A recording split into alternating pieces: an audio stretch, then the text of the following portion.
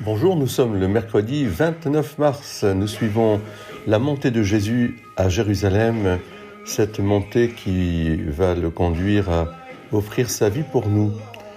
En ce mercredi de la semaine de la Passion, qui précède la Semaine Sainte, le Seigneur a pour nous un cadeau tout à fait extraordinaire. Après la fête des tabernacles, il reste quelques jours à Jérusalem. Et là, devant la salle du trésor, c'est-à-dire l'endroit où les gens venaient apporter leurs offrandes, leurs aumônes, pour garantir, la vie du culte à Jérusalem.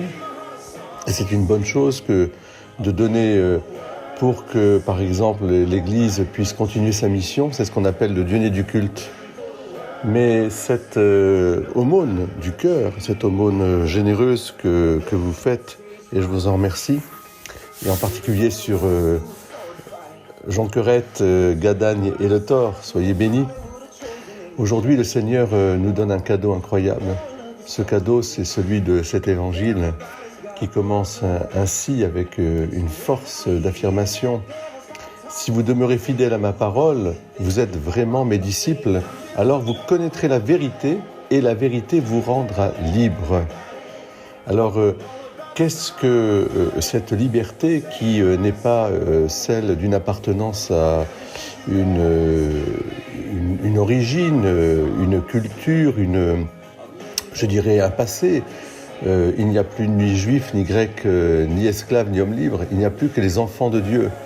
C'est cette liberté finalement dans le Christ Jésus qui nous relie à son Père.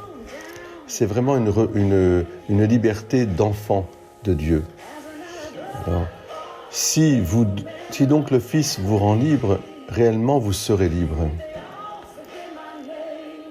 Je sais bien, dit-il, que vous êtes de la descendance d'Abraham, mais moi je dis ce que j'ai vu auprès de mon Père.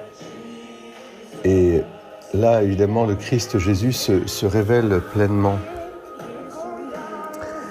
Il se révèle pleinement pour que nous puissions, par lui, comprendre qui est vraiment Dieu, le Père, que ce n'est pas simplement une toute-puissance créatrice, certes, une toute-puissance aussi qui oriente nos vies avec le décalogue, avec la loi, mais que c'est une toute-puissance unique et familiale qui ne veut de notre part qu'une relation filiale, qu'une relation de confiance, qu'une relation vraiment de fils et fille de Dieu.